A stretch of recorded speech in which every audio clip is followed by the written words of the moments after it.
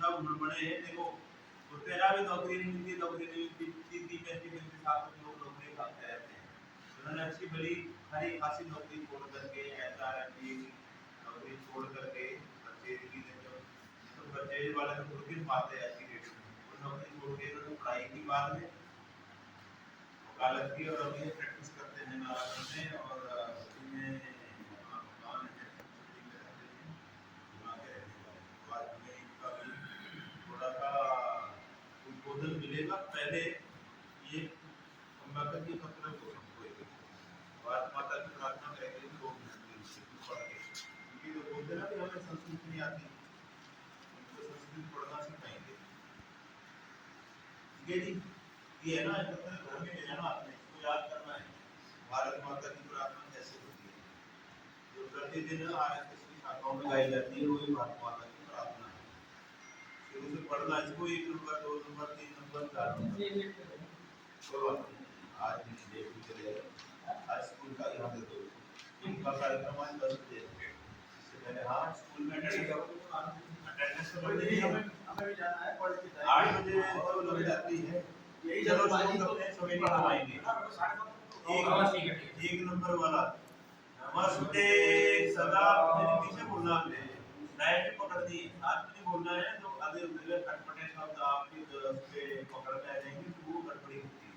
इसलिए थोड़ा शब्दों को जब मैं बोलूँगा तो आपने पढ़ना, तो मतलब इसको मन ही मन पढ़ना, फिर दोहराना, ताकि शब्द के ऊपर पकड़ बने।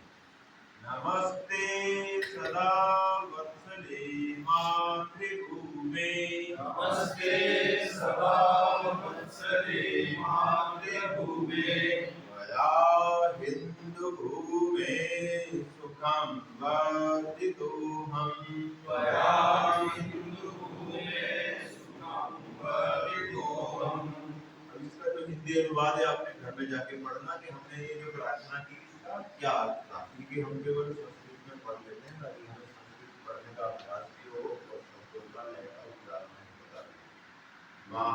महामंगले पुण्यभूमे दुदर्थे, महामंगले पुण्यभूमे दुदर्थे, तद्वेषकायो नमस्ते नमस्ते, तद्वेषकायो नमस्ते नमस्ते, प्रभो शक्तिमन्हिन्दुराष्ट्रांग भूता, प्रभो शक्तिमन्हिन्दुराष्ट्रांग भूता, इमे सादरं त्वां नमामो वयम्, इमे सादरं त्वां नमामो वयम्, त्वदीयाय कार्याय बद्धाकटीयम्, त्वय्याय कार्याय कर्माकटीयम्,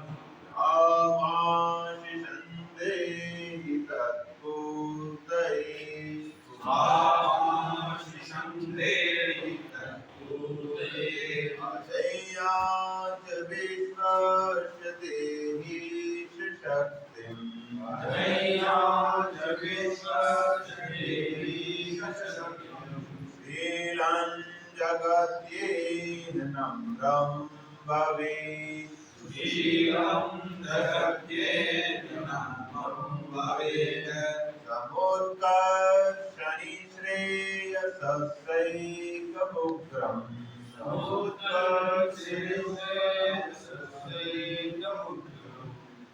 परं साधनं नाम वीरव्रतम्,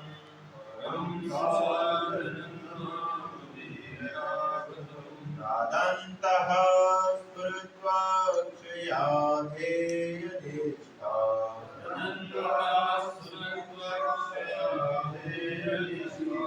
दन्ता प्रजागर्तुते व्रादिशम्,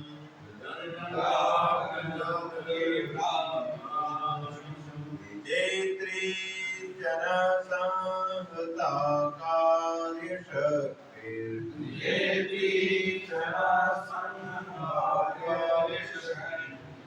आयास्य धर्मस्य संरक्षणम्,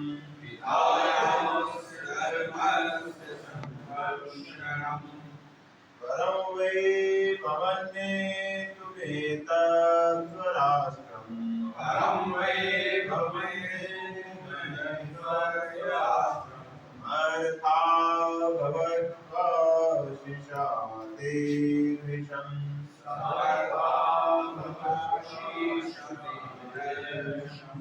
भारत माता की जय।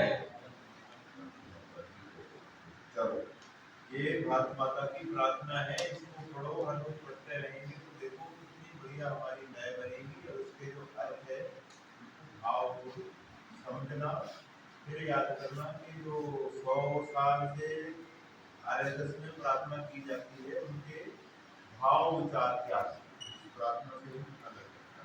चलो अब हम थोड़ा हरीश शर्मा जी के विचार सुनेंगे। स्वतंत्रता दिवस के ऊपर।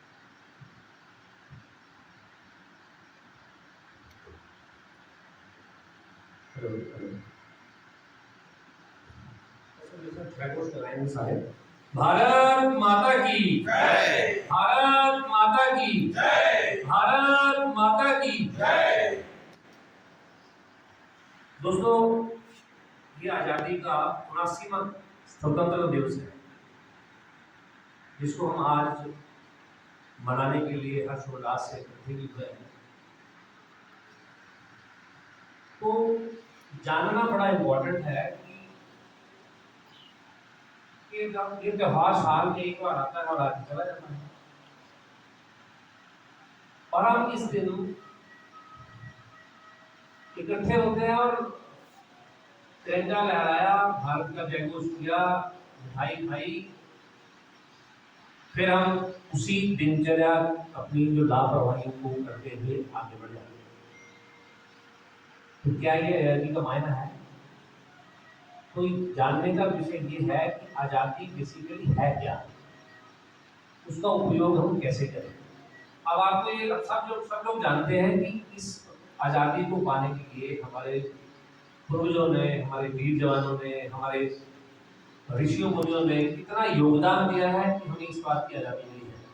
हम अगर दिनचर्या की बात करें, हमें छोटी सी उपलब्धि अगर घर पे कुछ होती है तो हमारे परिवार में, हमारे आस पड़ोस में कितना खुशी का माहौल होता है।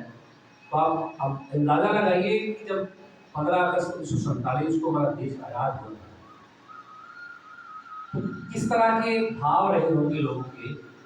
और मैं अब उस 2-3 मिनट में आपको उस मार्मिक विषय पर भी लेके जाऊंगा, कैसे कैसे यहाँ तक हमें पहुँचाया गया कि हम पहुँचे संघर्ष करते हुए। ये तिरंगा लहराना एक मात्र कपड़ा नहीं है जिसको हम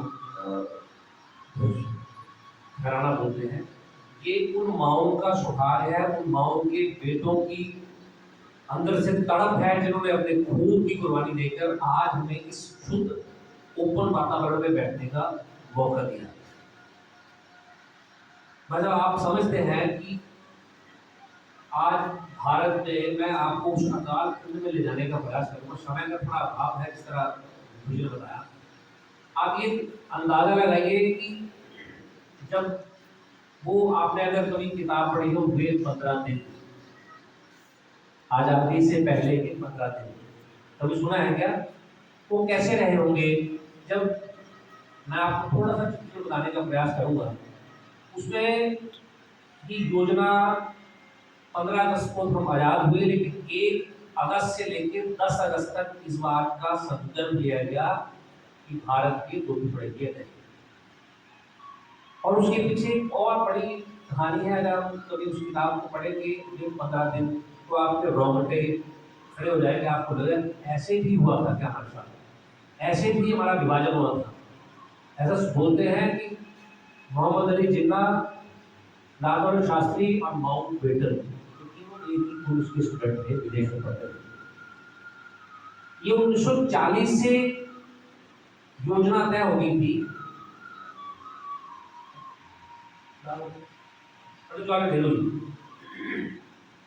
ये योजना जब ये विदेश में पढ़ते थे तब से ही ये माइंड में सेट हो गई थी कि मोहम्मद अली जिन्ना को प्रधानमंत्री बनाना है एक देश का, और लाल बहादुर शास्त्री जी को इस देश का प्रधानमंत्री करना है। आप सोचिए जब वो बच्चे थे तो बच्चों के मन में ये परिकल्पना पहले से बीज बोया गया था, किस तरह इसको उस धरातल पे लाया जाए। अब जब मैं आपको वहां तक लेके जाने का प्रयास करूंगा, 1 अगस्त से लेकर 10 अगस्त तक ये खाका तैयार किया गया कि किस तरह भारत का विभाजन होगा, किस तरह मुस्लिम पाकिस्तान में चले जाएंगे और हिंदू भारत में रह जाएंगे, हिंदुस्तान में रहेंगे। फिर उसकी सीमा किस तरह बांटी जाए, किस तरह उसको अलग अलग तरीके से जुरिडिक्शन डिफाइन की गई, कौन उसका राजा हुआ। फिर जब 11 अगस्त से लेकर 13 अगस्त तक अगर हम बात करेंगे तो पाकिस्तान का की नींव वहां रखने का प्रयास किया गया, खाका तैयार किया गया, जिसमें मोहम्मद अली जिन्ना ने एक बहुत बड़ी स्पीच भी दी थी वहां पे। और फिर भारत से मुसलमानों को वहां ले जाने का प्रयास हुआ, बताया कि किस तरह से मुस्लिम यहाँ से वहां जाएंगे। और उस वक्त का माहौल की बात करूँ तो हमारे वातावरण भारत में एक ऐसा सौहार्द वातावरण था कि हिंदू मुस्लिम सिख ईसाई हर एक व्यक्ति जो है बड़े सौहार्दपूर्ण तरीके से रहता था। आप सोचिए उस विषय को, उस दिन को, 14 अगस्त को पाकिस्तान का गठन हुआ, और जब 14 अगस्त को पाकिस्तान का गठन हुआ तो लाहौर में दिवाली मनाई गई और दिल्ली में उसकी बेचैनी थी। क्यों? बहुत से हमारे भाई जो पाकिस्तान यहाँ से मुसलमान जो वहाँ शिफ्ट हुए, बहुत से हिंदू भी उनके साथ चले गए। अब मैं याद कराऊं तो उस वक्त जब शिफ्ट हुए थे तो हिंदुओं की आबादी 25% के आसपास थी, ऐसा हमें इतिहास से प्राप्त होता है। और 2% हिंदू मुस्लिम यहाँ रहे जो मित्रता के नाते, जिनका भाव वहां से जुड़ा और धरती से प्यार था या रिश्ते के नाते, और 2% मुस्लिम यहाँ रहे और 25% हिंदू वहां चले गए, सिर्फ प्यार के चलते।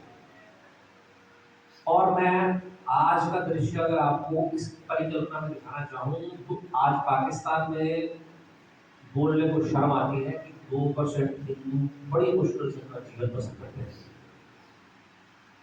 और उससे बड़ा दुख का कारण ये भी है कि भारत में जो 2% मुस्लिम रहे थे वो 25% हो चुके हैं। अब हमारा मार्ग विषय क्या, हम आजादी किस तरह सेलिब्रेट करते हैं?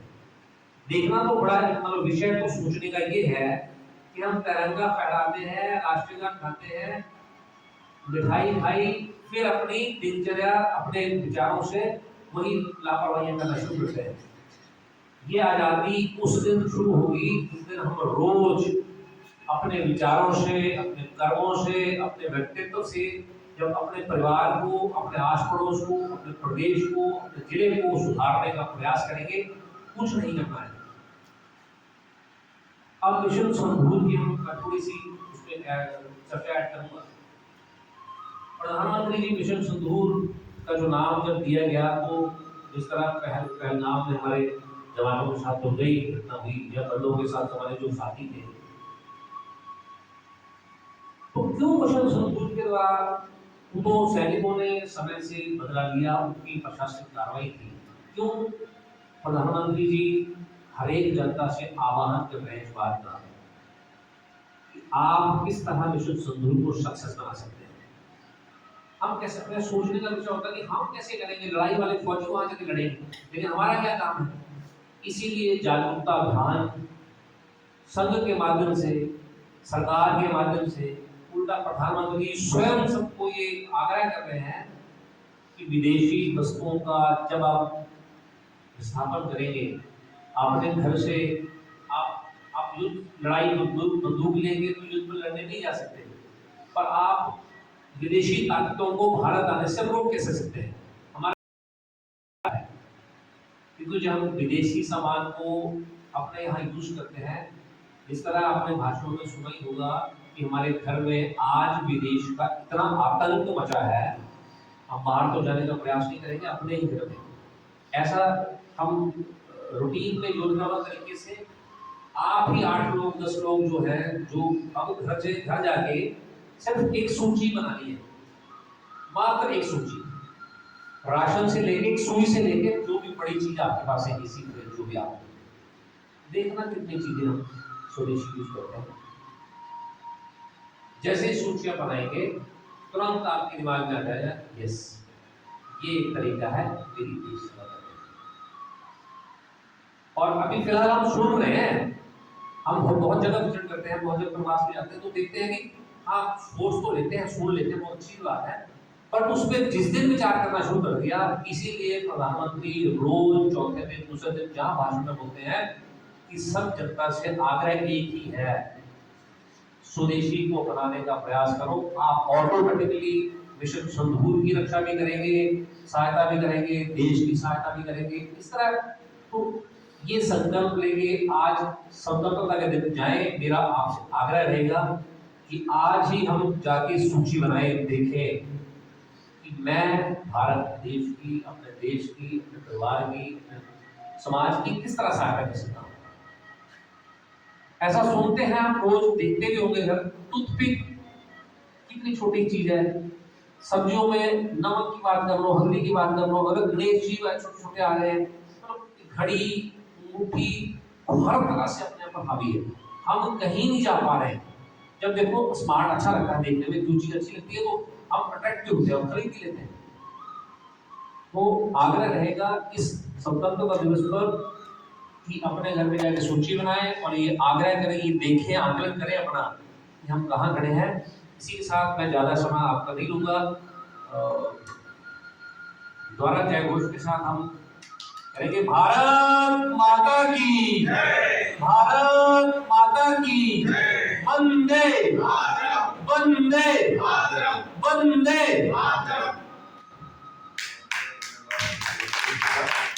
स्वदेशी की बात की तो देखना, पर मुझे स्वामी रामदेव जी ना हर दिन बोलते हैं कि हमें सीमाओं की आजादी तो मिल गई है, परंतु अभी हम 99.99% अभी भी गुलाम है। कैसे समझना, देखना।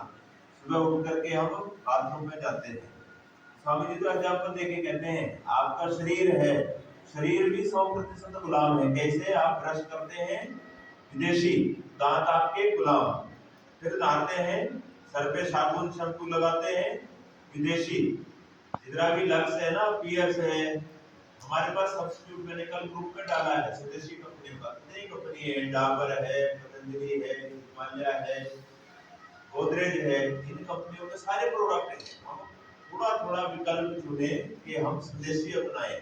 खाने के बाद तेल लगाएंगे, यूनिलीवर, ये भी विदेशी कंपनी है।